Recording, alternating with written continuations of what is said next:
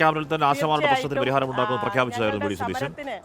ഞങ്ങളോടൊപ്പം 266 ദിവസവും ആ സമരത്തിന് എല്ലാത്തരം പിന്തുണയും നൽകിക്കൊണ്ട് നിരവധി തവണ ആ സമര പന്തലിൽ വന്ന കേരളത്തിൻ്റെ പ്രതിപക്ഷ നേതാവാണ് ഇപ്പോൾ ഇവിടുത്തെ നിയുക്ത മുഖ്യമന്ത്രിയായി സ്ഥാനമേൽക്കാൻ പോകുന്നത്.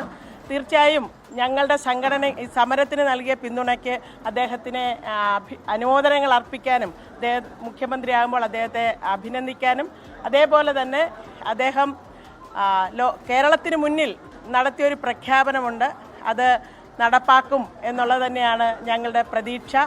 ആ സമരത്തെ വളരെ വൈകാരികമായി തന്നെയാണ് അദ്ദേഹം ആ സമര പന്തലിൽ വരുന്ന ഓരോ ഘട്ടത്തിലും ഞങ്ങളോട് സംസാരിച്ചിരുന്നതും സമരത്തെക്കുറിച്ച് മറ്റുള്ളവരോട് പറഞ്ഞിരുന്നത്. അപ്പോൾ തീർച്ചയായിട്ടും ഞങ്ങളുടെ വളരെ പ്രതീക്ഷയോടുകൂടി തന്നെയാണ് ഞങ്ങൾ ഈ അദ്ദേഹത്തിൻ്റെ ഈ സ്ഥാനലബ്ധിയും പുതിയ മന്ത്രിസഭയും കാണുന്നത്.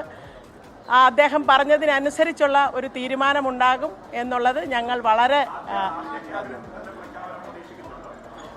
അദ്ദേഹം അങ്ങനെയാണ് പറഞ്ഞത്. അത് വരട്ടെ, നമുക്ക് നോക്കാം.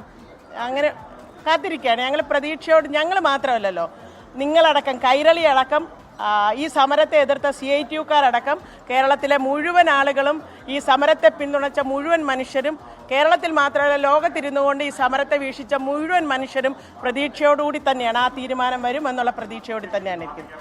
തീർച്ചയായിട്ടും